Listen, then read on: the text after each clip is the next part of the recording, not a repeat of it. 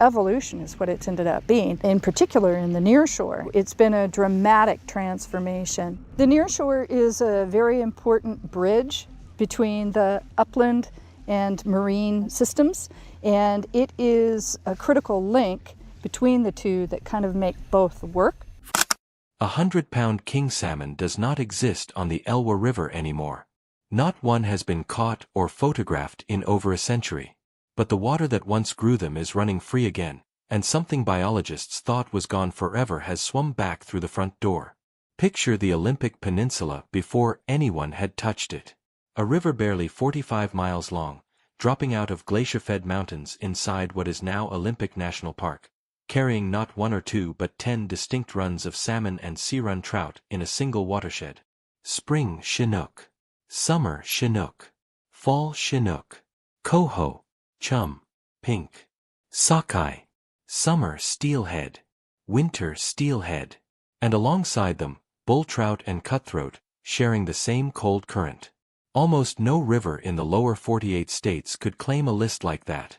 As far back as 1790, a Spanish explorer named Manuel Quimper recorded buying 100-pound salmon from indigenous people living at the river's mouth, and for the lower Elwha Clallam tribe, that abundance was never scenery.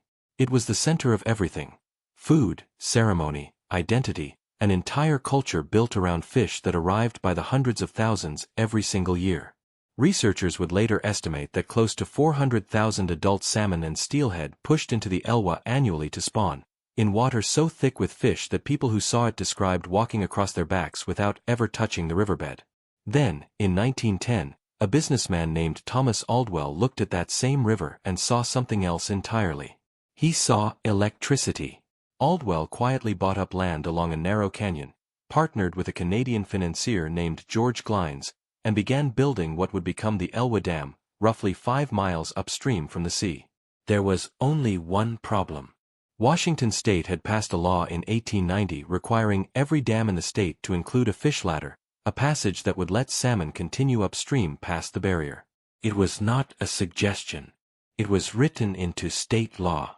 Aldwell built the dam anyway, without a single fish ladder, and in the process he cut a second corner that would matter far more than he ever understood. He failed to properly anchor the base of the dam into bedrock. In 1912, before the dam was even finished, the reservoir filling behind it simply blew out the bottom, sending a wall of water and debris tearing downstream. Aldwell rebuilt, and by 1913 the Elwha Dam stood complete, sealing the river shut with no way through for a single fish. A local game warden named James Pike saw exactly what this meant almost immediately. As early as 1911, while the dam was still under construction, Pike wrote to the state fish commissioner warning that thousands of salmon were already piling up helplessly at the base of the unfinished structure, throwing themselves against concrete that would never open. Nobody with the power to intervene did. 14 years later, in 1927, a second and even taller dam, the Glines Canyon Dam, rose 8 miles further upstream. With that second wall in place, more than 90% of the Elwha's spawning habitat went dark in a single stroke, and the fish populations that depended on it collapsed by an estimated 98%. It did not happen as one dramatic event.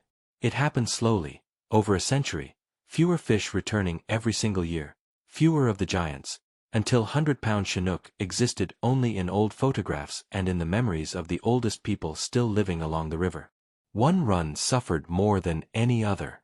Summer steelhead enter freshwater in the warm months and then hold in the river for months before finally spawning, which means they depend entirely on the cold water found only in the upper reaches of a watershed. The dams cut them off from exactly that water, trapping them in a shrinking, overheated lower river with the cool high country sealed away above them. By the time modern biologists began counting, wild summer steelhead on the Elwha were considered functionally extinct. 4 full years of surveys turned up a total of 3 fish. But the dam that sealed away the upper Elwha did not just trap water. It trapped fish, and this is the detail the entire story eventually turns on. Above the Glines Canyon Dam, rainbow trout lived out generation after generation, cut off completely from the ocean.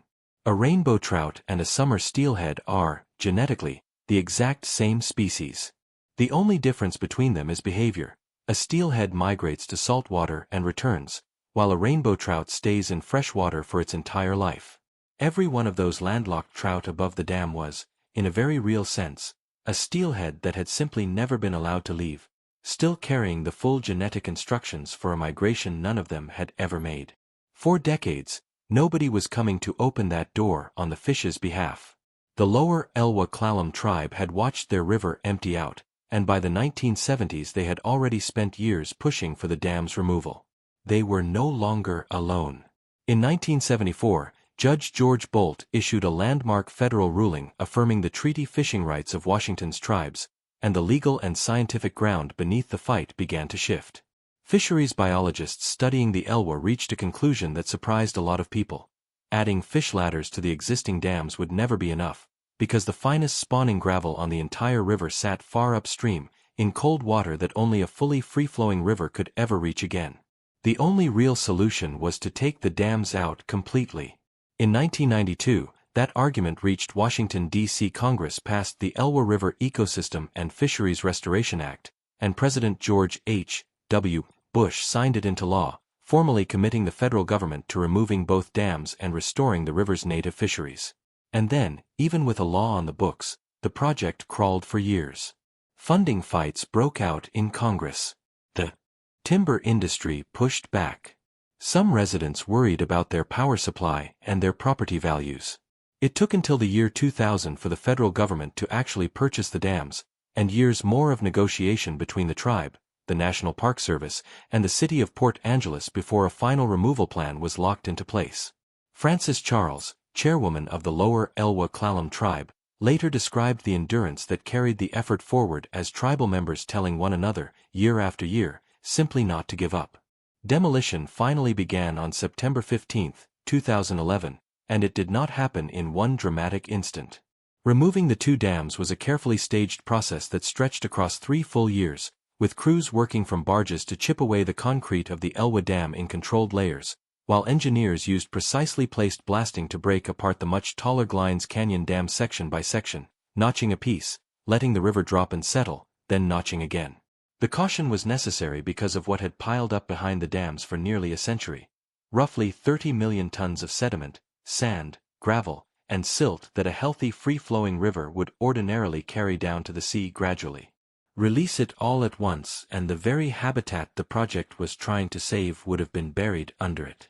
So engineers deliberately paced the demolition to let the river move about 20 million tons of that trapped material downstream on something closer to its own natural schedule. Even paced, the process was violent to witness.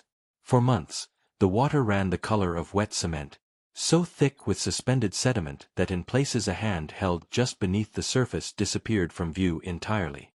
Turbidity readings spiked to levels many times higher than even a major flood would normally produce, and in the short term, fish and insects still clinging to the lower river simply could not survive in it.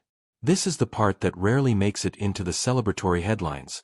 Restoration, while it is actually happening, does not look like healing. It looks like a wound.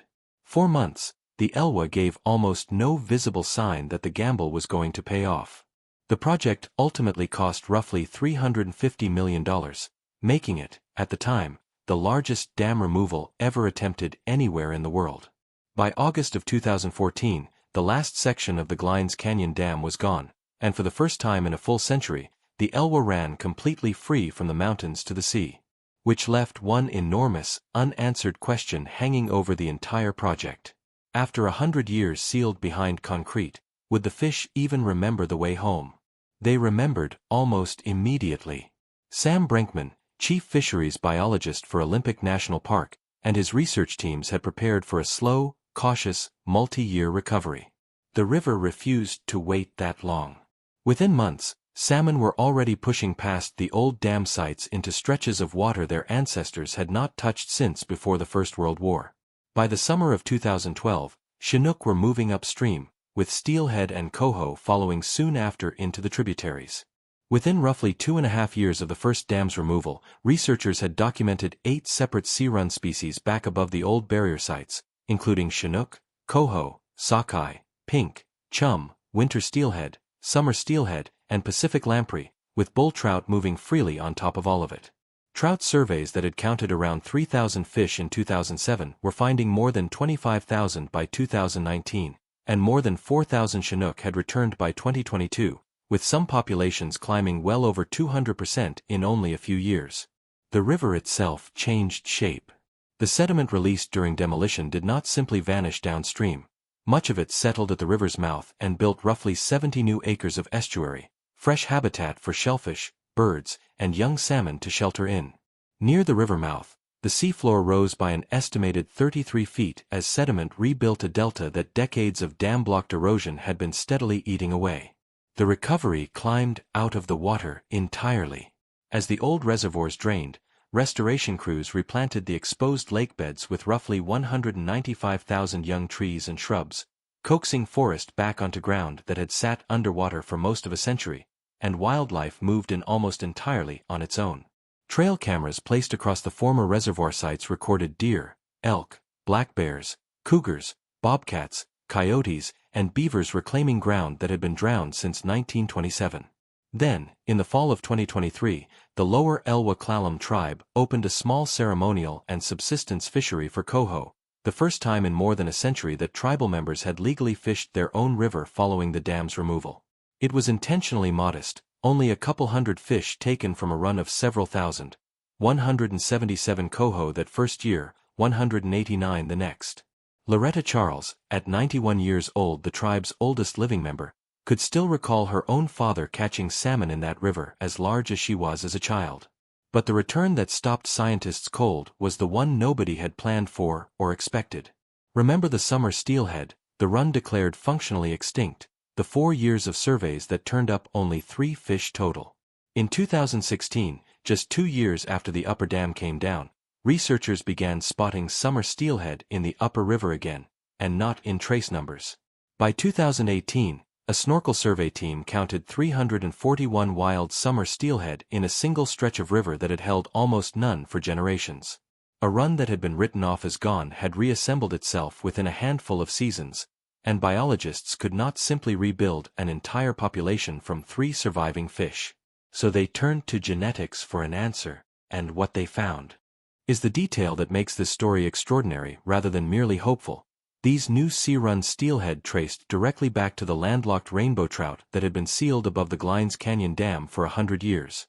Cut off from the ocean for 4 generations of human history, those trout had never once stopped carrying the biological instructions to become steelhead. The moment the dam came down and the path to the sea reopened, some of their offspring simply did what their distant ancestors had always done. They migrated out, and they came home transformed. Consider what that actually means. A behavior, an entire way of life, survived 100 years with zero opportunity to be practiced or expressed, folded invisibly inside a fish that to any observer looked like nothing more than an ordinary mountain trout. Not one of those fish had ever tasted salt water. The instinct could not be demonstrated, could not be taught, could not be passed down by watching another fish do it, and it survived anyway, encoded at a level no dam could ever reach or erase. The same concrete that wiped summer steelhead out of the lower Elwha is the reason their genetic blueprint survived intact in the upper river, waiting a full century for a door that eventually opened.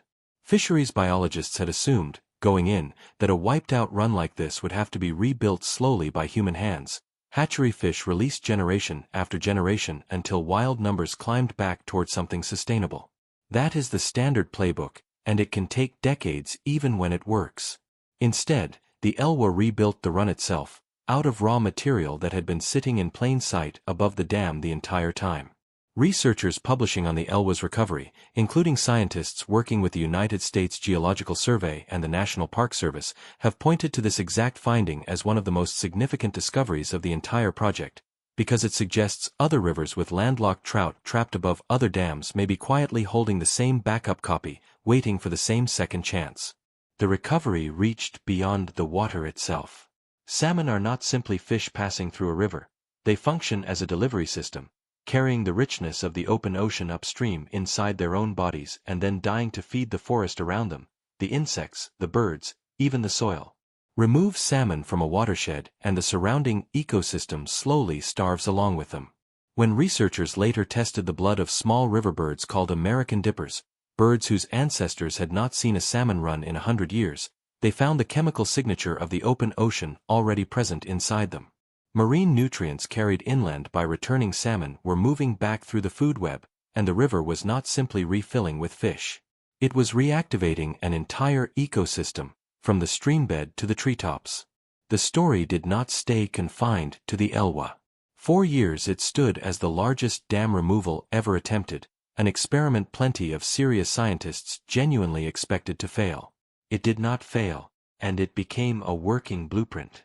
When federal and tribal partners later undertook an even larger project, removing 4 dams from the Klamath River along the Oregon-California border, the Elwha stood as the proof that recovery on this scale was possible.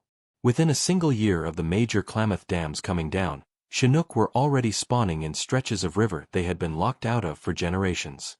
From the Pacific Northwest to river systems in Europe, the Elwha has become the reference point people return to whenever they need evidence that undoing this kind of damage can actually work. Even so, the scientists closest to this river are careful to attach one warning to all the celebration. This is not finished. Full recovery, the point where the Elwha's salmon and steelhead runs approach anything resembling their historic numbers, is measured in decades rather than years, with official targets not expected to be met until at least the early 2030s, and realistically well beyond that. A river does not heal on a human timeline. It heals on its own, at its own pace, and all any of us ever really did here was step out of its way. There is also a harder truth sitting underneath the celebration, one worth saying plainly rather than glossing over. Some genetic lineages within the historic 10 salmon stocks may never fully recover, because a run can be functionally erased even after its habitat is restored.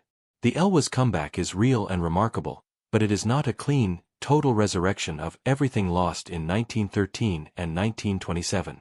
It is a partial, hard-won recovery, still unfolding, still fragile, still capable of being undone by warming rivers and ocean conditions far beyond anyone's control. The people who fought hardest for this river understand that better than anyone, and they keep working anyway. Which brings the story back in the end, to a businessman standing over a canyon more than 100 years ago, breaking a state law by refusing to build a single fish ladder. Thomas Aldwell believed he was trading 10 ancient salmon runs for a little electricity, and for nearly a century, it looked like he had been proven right. But the very concrete that strangled summer steelhead out of the lower Elwha turned out to be the same structure that sealed their bloodline safely away in the upper river, holding it intact until the day the wall finally came down and the ocean called them home again. The dam built to end this river's story became, without anyone intending it, the reason the river got to write a second one. Today the Elwha runs freely from the Olympic Mountains to the sea, carrying salmon, sediment, and a lesson worth holding on to. National park boundaries do not protect a river. People, choosing again and again not to give up on it, do.